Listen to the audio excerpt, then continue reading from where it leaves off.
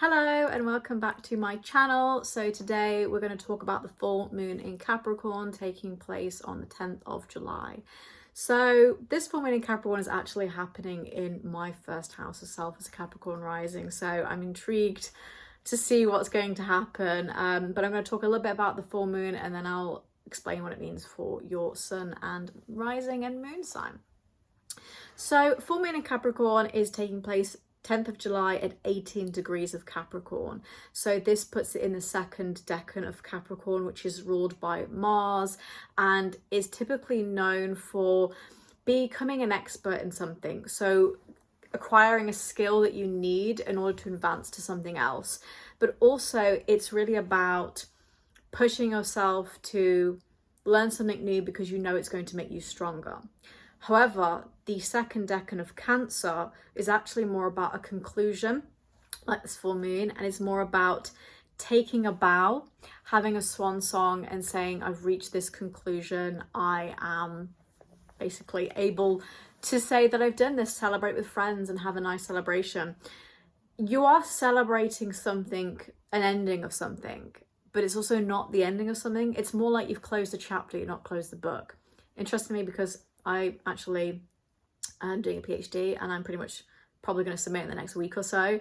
I feel like this makes a lot of sense to me because I'll submit, that's a win for me. I've closed that chapter, but then I also have the Viva and then the other things. So like I have technically closed a chapter, but I've not closed the whole book. So things like that can definitely make sense as well.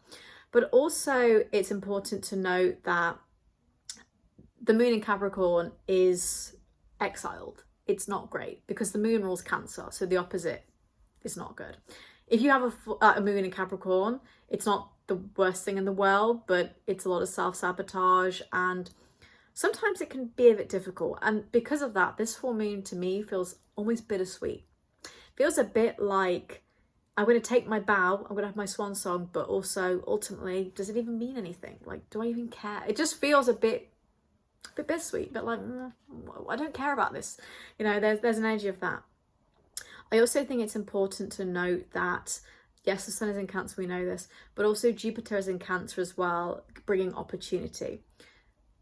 Jupiter in Cancer is not very close to the sun in Cancer though, so it's not like this is a full moon that ends a chapter and brings you a blessing. It's more like you're ending a chapter to continue to do more work, but celebrate the small wins. Celebrate small mercies and small wins, basically.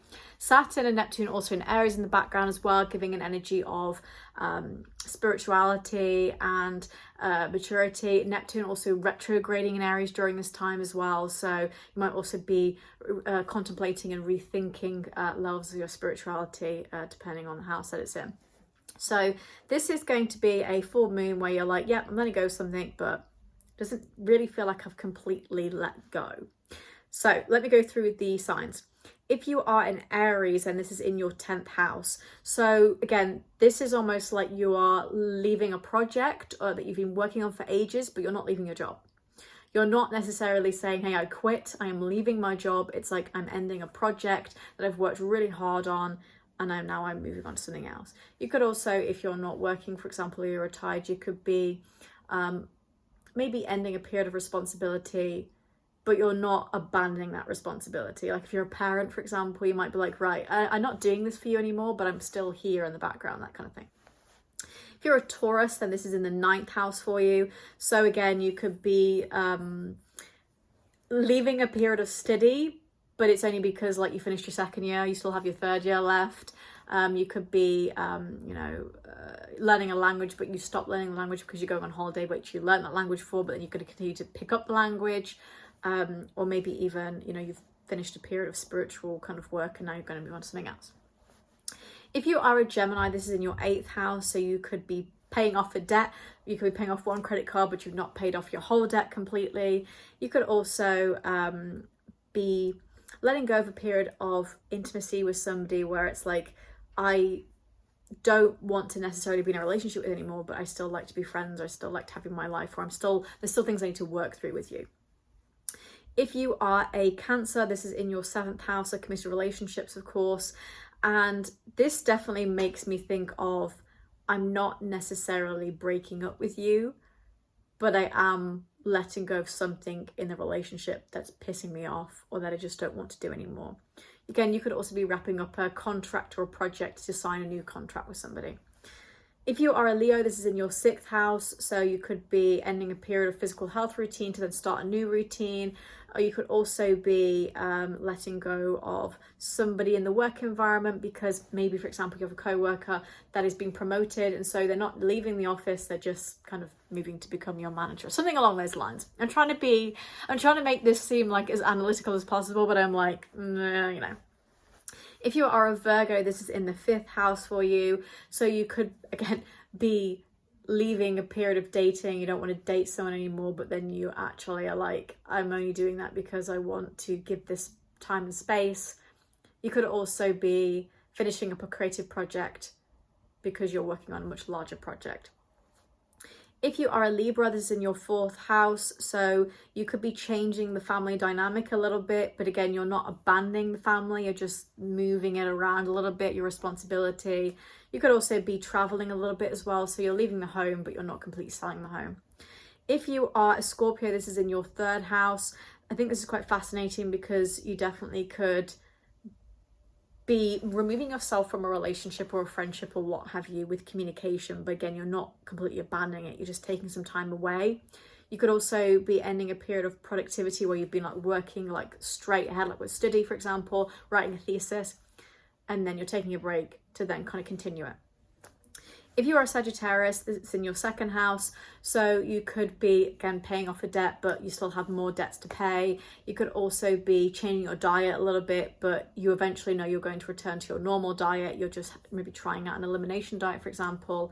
You could also be changing the way that you receive income, but it's not going to be too like disastrous for you.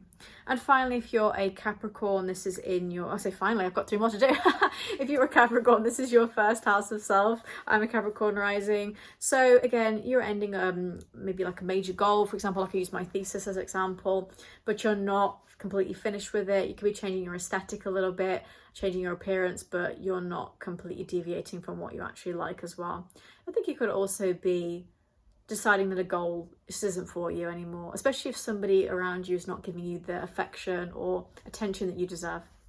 If you're an Aquarius, is in your 12th house, so you definitely could be wrapping up therapy, but this is not because you're not going to ever go back to therapy, it's just because for now you've worked on an issue that you wanted to work on. You could also find that you are maybe leaving a manifestation behind because maybe it's just not what you want anymore, but eventually you know that you need some time and space from it and you're going to work on something else. And if you're a Pisces, and this is in your 11th house, so you could be taking some time away from a friendship. Again, you know, maybe not abandoning a friendship, but you could also be leaving a specific social circle to maybe try something different.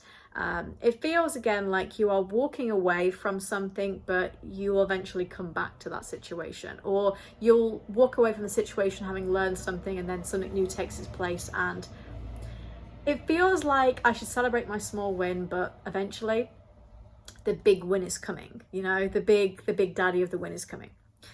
I feel like the analogy of this is terrible, but hopefully you understand what I'm trying to say. Basically, in a nutshell, this full moon in Capricorn feels a bit bittersweet. It's a swan song. You're taking a bow and saying, yes, I finished this thing. Well done to me. I'm celebrating with other people. It's a conclusion, but also I still have more work to do. There's always going to be a dragon to slay. We've got more dragons to slay, basically. I'm on a hero's journey. So that's how it feels. I already feel like I'm going to get someone saying, what the frick was this? But if you enjoyed it, please give this video a like and I'll see you soon.